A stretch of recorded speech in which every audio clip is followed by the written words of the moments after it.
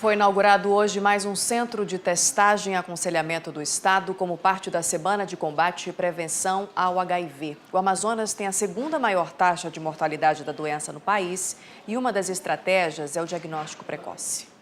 O novo centro de testagem e aconselhamento funciona na Policlínica Gilberto Mestrinho, no centro da cidade. O espaço faz gratuitamente o teste rápido de HIV e tem uma equipe multiprofissional para orientar os pacientes antes e depois do resultado. O nosso CTA ele tem essa diferença de ele receber o paciente, acolher, fazer toda aquela triagem, entender realmente qual a condição daquele paciente, observar qual é a vulnerabilidade, se existe ou não exposição, e aí a gente faz todo esse trabalho e orienta o paciente. Este é o terceiro CTA do estado, mas a ideia é ter até 7 espaços como este que ajudem a diagnosticar o HIV ainda nos estágios iniciais, quando o paciente está menos debilitado. Hoje se pensa a rede de maneira integrada, tanto do ponto de vista das fundações, quanto da integração da atenção primária dos municípios do interior, junto à assistência especializada da capital, e nós estamos buscando, através de estratégias de parceria constantes, o desenvolvimento e ampliação dessa rede no sentido de cobrir cada vez mais pacientes, ampliando esse acesso. De acordo com os últimos dados divulgados pela Secretaria Estadual de Saúde, em 2018 foram registrados 1.610 novos casos de HIV e AIDS aqui no Amazonas. A redução foi de 30% em relação a 2017. Na Semana Estadual de Conscientização do Diagnóstico Precoce de HIV, além de intensificar a realização dos exames, as unidades de saúde também vão distribuir preservativos e folhetos com informações importantes sobre a doença. E a ideia é que a gente intensifique a testagem em toda a rede do estado, inclusive na capital e no interior. Alguns municípios como Parintins, Tabatinga, Itacoatiara, Manacapuru já estão encerrando, inclusive, as atividades para o diagnóstico precoce, por conta da gente estar, desde o início do carnaval, executando essa ação. Entre as maiores dificuldades para convencer a população sobre a importância do diagnóstico precoce estão o preconceito e o medo do resultado. Mas este enfermeiro, que aproveitou a inauguração do CTA para também se submeter ao exame, garante que todo o processo pode salvar vidas. Eu queria alertar a população, de uma forma geral, que faça também o exame, o teste rápido. Porque sendo que hoje em dia nós temos medicações que podem, no caso de dar um HIV positivo, você consegue controlar com medicação, com tratamento, E a gente muda agora um pouquinho de assunto para falar que o número de contratação de jovens aprendizes vem diminuindo aqui no Amazonas. Apenas 1 em cada 10 vagas é preenchida. E mão de obra disponível não falta, não. O problema é que muitas empresas não aderiram à lei que beneficia os estudantes e prepara os jovens para o mercado de trabalho.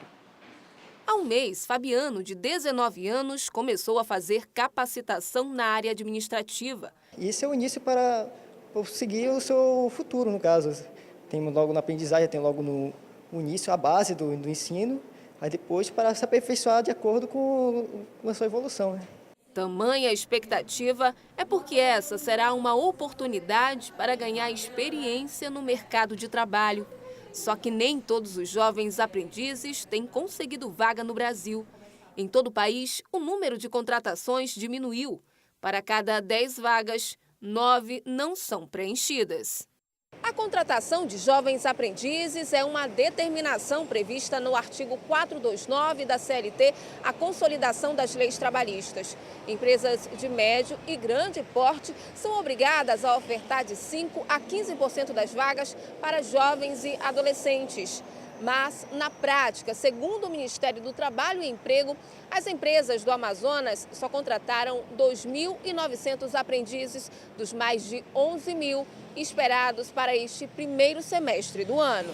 A gente tem percebido um desaquecimento de procura por parte das empresas para os jovens aprendizes, para a quantidade de alunos aprendizes que eles precisam contratar. Acho que muito em função, acredito que do desaquecimento do processo produtivo, a quantidade de vagas está diretamente relacionada à quantidade de postos de trabalho que existe formação profissional.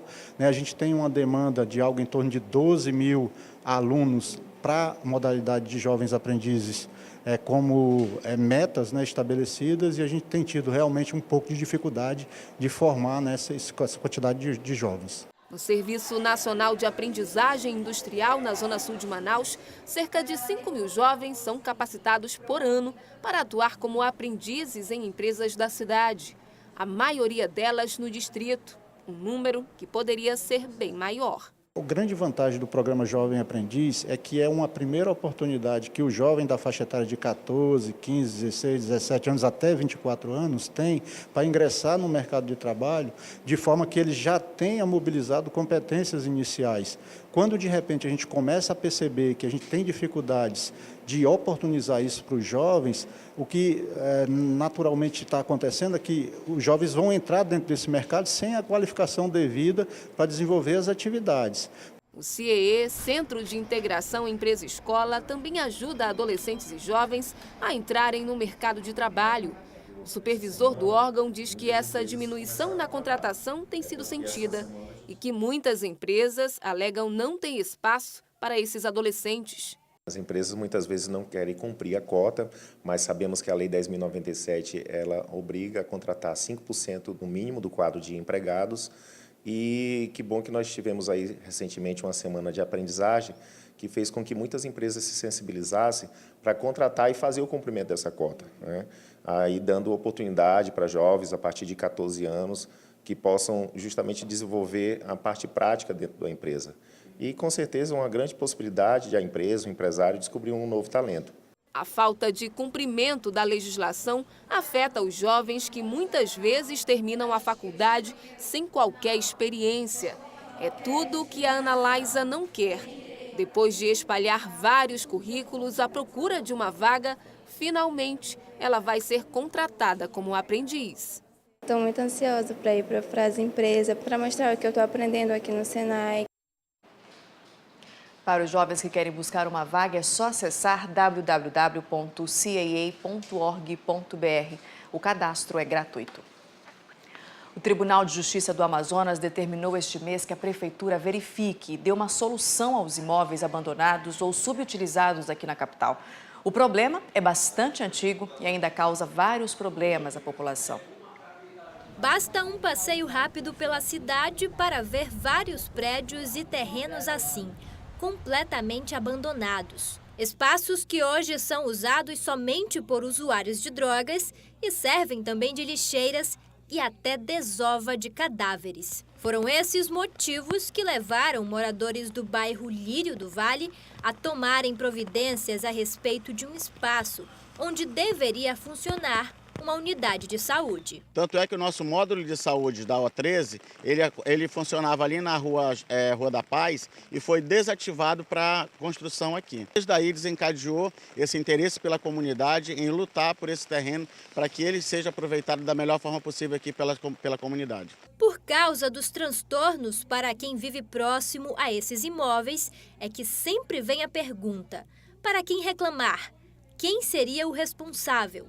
Aqui em Manaus, pelo menos 60 imóveis como esse estão em situação de descuido e são alvos de várias denúncias. Por determinação do Tribunal de Justiça do Amazonas, atendendo ao processo movido pelo Ministério Público, é de responsabilidade da Prefeitura fiscalizar e tomar medidas para coibir o abandono desses locais. O problema é que boa parte desses imóveis é de propriedade particular. E muitas vezes os donos não são localizados. Porque tanto o Estado quanto o município, eles não podem simplesmente tomar o imóvel para si, né? Até porque eles estariam fazendo uso do dinheiro público para resolver um problema de um patrimônio particular.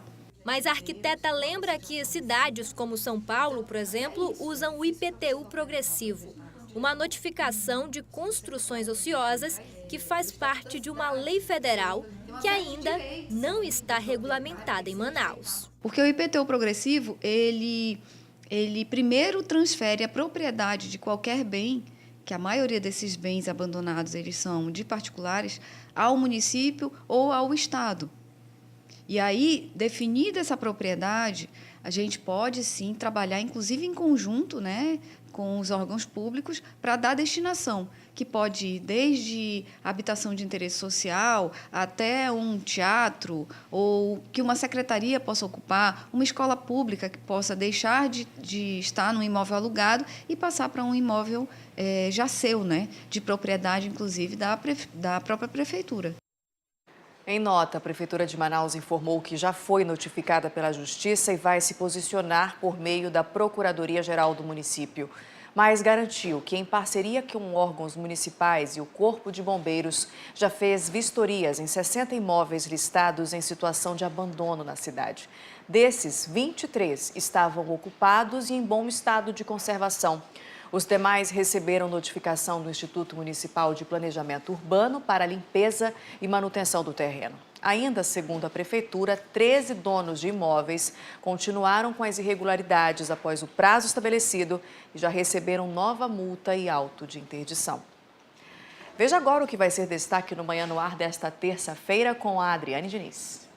No Manhã no Ar dessa terça-feira, a gente mostra que alunas da rede pública estadual concorrem a um prêmio da Fundação Japão por um vídeo em que elas divulgam os pontos turísticos de Manaus em japonês. Os milhares de acessos são um ótimo resultado, tanto para elas quanto para a nossa cultura.